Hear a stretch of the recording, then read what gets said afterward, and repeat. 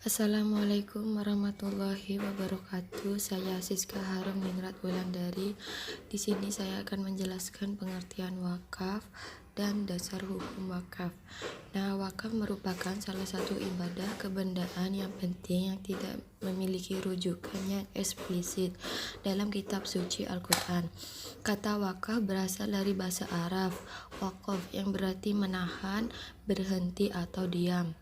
Menurut istilah syar'i, wakaf adalah suatu ungkapan yang mengandung penahanan harta miliknya kepada orang lain atau lembaga dengan menyerahkan suatu benda yang kekal zatnya untuk diambil manfaatnya untuk kebaikan. Sedangkan menurut pendapatan Abu Hanifah, wakaf adalah penahanan pokok suatu harta dalam tangan pemilikan. Wakaf dan penggunaan hasil barang itu yang dapat disebutkan ariah dan komodit loan untuk tujuan-tujuan amal soleh.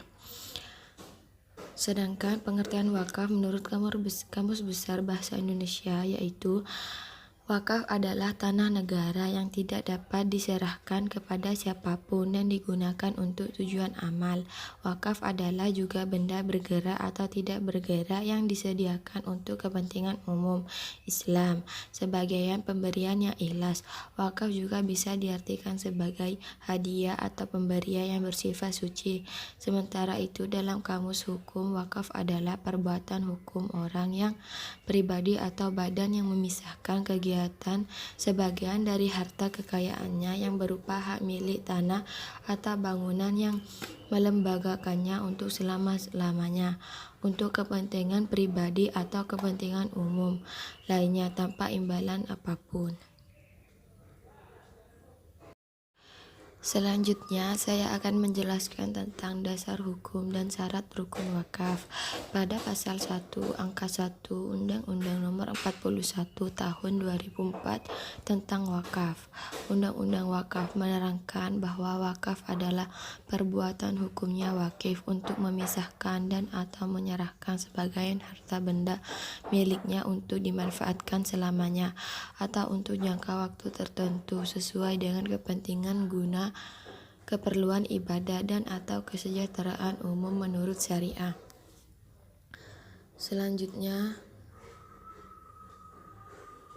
Selanjutnya ditegaskan bahwa wakaf berfungsi mewujudkan potensi dan manfaat ekonomis harta benda wakaf untuk kepentingan ibadah dan untuk memajukan kesejahteraan umum.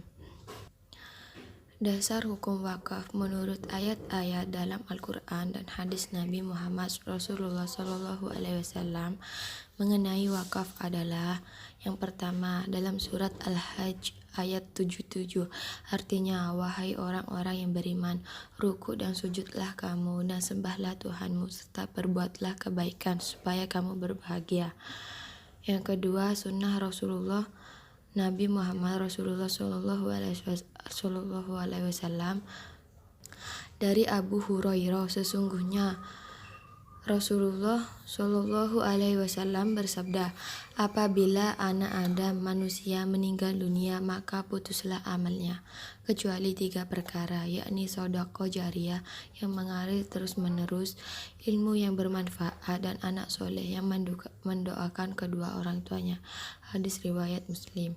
Sedangkan menurut hadis Nabi yang tegas menggambarkan dianjurkannya ibadah wakaf yaitu perintah Nabi kepada Umar radhiyallahu anhu untuk mewakafkan tanahnya yang ada di Khaybar. Dari Ibnu Umar radhiyallahu anhu berkata bahwa sahabat Umar memperoleh sebidang tanah di Khaybar, kemudian menghadap kepada Rasulullah untuk memohon petunjuk. Umar berkata, ya Rasulullah, saya mendapatkan sebidang tanah di Khaybar. Saya belum pernah mendapatkan harta terbaik itu. Maka apakah yang kau perintahkan kepadaku? Rasulullah menjawab, bila kamu suka, kamu tahan pokoknya tanah itu dan kamu sedekahkan hasilnya. Kemudian Umar melakukan sedekah, tidak dijual, tidak diwariskan dan tidak juga dihibahkan. Berkata Ibnu Umar, Umar menyedahkan kepada orang-orang fakir, kaum kerabat, budak belian, sabilillah, ibnu sabil, dan tamu. Dan tidak mengapa atau tidak dilarang bagi yang menguasai tanah wakaf tersebut pengurusnya makan dari hasil dengan cara baik atau sepantasnya, atau makan dengan tidak bermaksud menumpuk harta. Hadis riwayat Muslim. Selanjutnya, menurut Undang-Undang Nomor 41 Tahun 2004 tentang wakaf unsur rukun, wakaf ada 6, yaitu yang pertama wakif, yaitu pihak yang mewakafkan harta bendanya. Selanjutnya nomor 2 itu nazir, yaitu pihak yang menerima harta benda wakaf dari wakif untuk dikelola dan dikembangkan sesuai dengan penentuannya. Yang ketiga ada harta benda atau mauquf, yaitu harta benda yang memiliki daya tahan lama dan atau manfaatnya jangka panjang serta mempunyai nilai ekonomis. Yang keempat ada ikrar wakaf, yaitu pernyataan kehendak wakif yang diucapkan secara lisan dan atau tulisan kepada nazir untuk mewakafkan harta benda miliknya. Yang kelima, peruntukan harta benda wakaf. Harta benda dapat diperuntukkan lagi, contohnya sarana dan kegiatan ibadah, untuk kegiatan pendidikan atau kesehatan. Yang keenam ada jangka waktu yang tak terbatas. Untuk sahnya suatu wakaf yaitu diperlukan beberapa syarat, antaranya wakaf harus dilakukan secara tunai tanpa digantungkan kepada akan terjadinya sesuatu peristiwa di masa yang akan datang, sebab pernyataan wakaf adalah melepaskan hak milik. Terima kasih, itu penjelasan dari saya. Wassalamualaikum warahmatullahi wabarakatuh. Assalamualaikum warahmatullahi wabarakatuh. Perkenalkan, nama saya Nur Laila Abidah, NIM 1807211000008. Di sini saya akan menjelaskan materi saya tentang konsep wakaf tunai dan wakaf produktif. Yang pertama di sini ada wakaf tunai, adalah wakaf yang dilakukan oleh seseorang, kelompok orang, dan lembaga atau badan hukum dalam bentuk uang tunai. Wakaf dengan menggunakan uang tunai ini membuka peluang yang unik bagi penciptaan investasi di bidang keagamaan, pendidikan, dan kegiatan sosial lainnya. Wakaf tunai ini dianggap lebih fleksibel dalam penggunaannya daripada jenis wakaf barang tidak bergerak atau tanah dan bangunan, terutama dalam hal pemberdayaan ekonomi masyarakat. Wakaf tunai dapat digunakan untuk membeli aset atau diinvestasikan pada instrumen pasar modal. Kemudian dapat pula digunakan sebagai tambahan bagi modal-modal usaha produktif.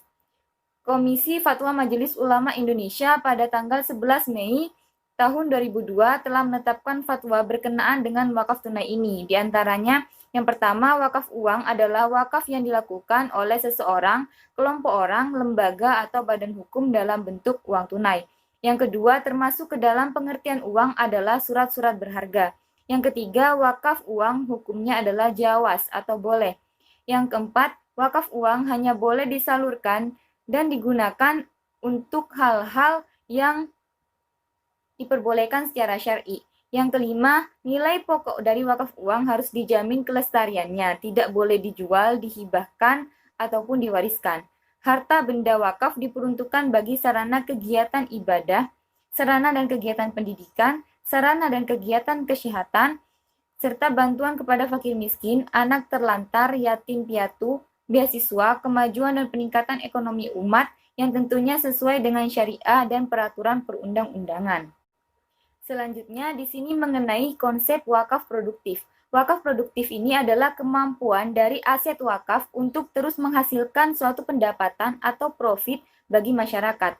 Konsep wakaf produktif ini merupakan pengelolaan wakaf yang tidak hanya bermanfaat secara sosial, akan tetapi juga mempunyai dampak multiplier terhadap perekonomian. Jika ditinjau dari dimensi ekonominya, maka wakaf produktif ini memiliki tujuan untuk dapat memperkuat pembangunan ekonomi di suatu wilayah. Wakaf produktif ini sangat berguna untuk pembiayaan pembangunan dan lain sebagainya. Dalam Undang-Undang Nomor 41 Tahun 2004 tentang wakaf, Kata pengelolaan dan pengembangan terhadap wakaf ini terdapat dalam bab 5, yakni pengelolaan dan pengembangan harta benda wakaf. Bahkan pada pasal 43 ayat 2, di dalamnya terdapat kata produktif.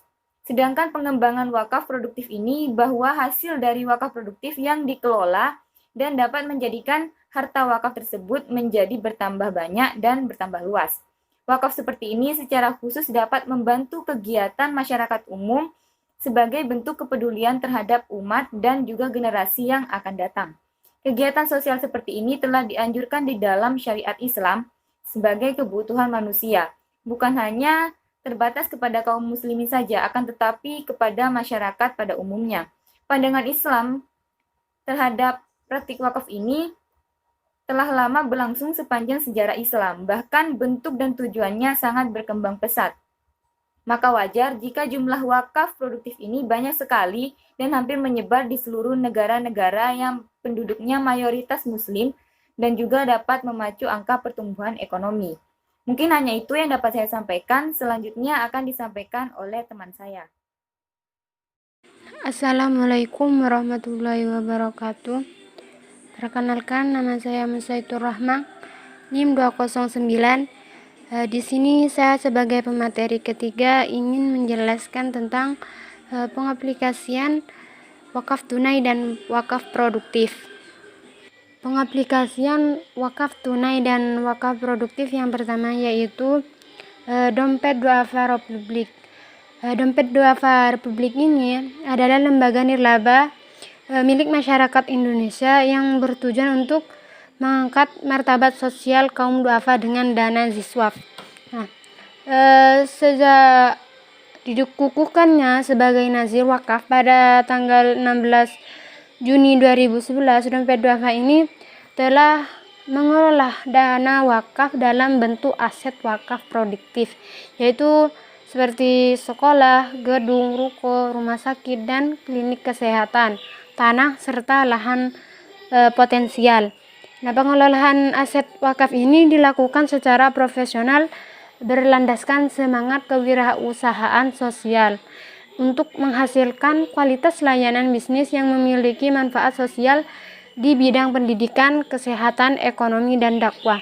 Dompet Duafa di sini terus mengembangkan program berbasis wakaf yang memberikan layanan ke masyarakat umum dengan tetap berpegang pada prinsip keberpihakan dan pemberdayaan untuk kaum duafa.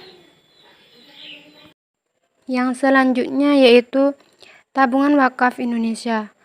Tabungan Wakaf Indonesia atau juga bisa disebut dengan TW ini merupakan lembaga wakaf yang didirikan oleh Dompet Duafa dan diresmikan pada tanggal 14 Juli 2005. Tabungan Wakaf Indonesia ini berperan sebagai lembaga yang melakukan sosialisasi, edukasi, dan advokasi wakaf kepada masyarakat, sekaligus berperan sebagai pengampung dan pengelola harta wakaf. Tabungan Wakaf Indonesia ini merupakan badan hukum yayasan yang telah kredibel dan memenuhi persyaratan sebagai nazir wakaf, sebagaimana yang dimaksud Undang-Undang Wakaf, yakni sebagai nazir wakaf berbentuk badan hukum Indonesia yang dibentuk sesuai dengan peraturan perundang-undang yang berlaku dan bergerak di bidang sosial, pendidikan, kemasyarakatan, dan keagamaan. Selain itu, Tabungan Wakaf Indonesia ini berkeinginan untuk mendorong pertumbuhan ekonomi umat serta mengoptimalisasikan peran wakaf dalam sektor sosial dan sektor ekonomi produktif. Dana yang diperoleh dari masyarakat disalurkan langsung kepada objeknya yang telah disiapkan oleh TWI. Ada beberapa bukti program wakaf tunai yang dilakukan oleh Tabungan Wakaf Indonesia, antara lain yang pertama yaitu layanan kesehatan cuma-cuma atau bisa juga disebut LKC. Itu merupakan lembaga otonom yang memberikan layanan kesehatan 24 jam bagi kaum duafa dengan fasilitas yang lengkap dan permanen. LKC ini merupakan objek wakaf tunai yang efektif bagi golongan masyarakat duafa untuk memperoleh hak mereka di bidang layanan kesehatan tanpa perlu terbebani dengan biaya-biaya seperti halnya pada rumah sakit konvensional. Yang kedua yaitu sekolah Smart Excellency. Sekolah menengah yang dirancang secara khusus untuk menampung anak-anak dari kaum duafa ini mempunyai kemampuan menyaring yang sangat ketat dan dilakukan di seluruh provinsi. Yang ketiga yaitu Wisma Mu'alaf. Wisma Mu'alaf di sini tempat pembinaan bagi para mu'alaf yang teralienasi dari keluarga mereka. Para mu'alaf di sini dapat memperdalam tentang syariat dan ibadah, serta mereka itu akan diberi pembekalan kewirausahaan. Yang keempat yaitu Rumah Baca Lingkar Pena. Rumah baca ini merupakan wadah pengembelengan bagi anak dan remaja dalam mengoptimalkan kemampuan membaca dan menulis puisi dan berdongeng mereka. Yang selanjutnya yaitu investasi wakaf tunai. Investasi wakaf tunai ini dana yang diperoleh dari para wakif akan dikelola oleh nazir atau pengelola wakaf yang dalam hal ini bertindak sebagai manajemen investasi. Para wakif tersebut mensyaratkan kemana alokasi pendistribusian keuntungan investasi wakaf nantinya. Kemudian dana wakaf tersebut dikelola dan diinvestasikan sebagian pada instrumen keuangan syariah, sebagian lagi diinvestasikan langsung ke berbagai badan usaha yang bergerak sesuai dengan syariah. Keuntungan dari investasi tadi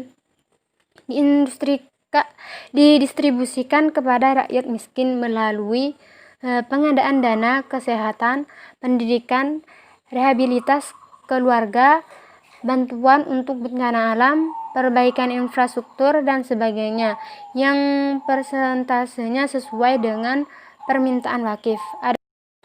Cukup sekian dari kelompok saya. Apabila ada kata-kata yang kurang berkenan di hati, mohon maaf yang sebesar-besarnya. Billahi taufiq wal hidayah. Assalamualaikum warahmatullahi wabarakatuh.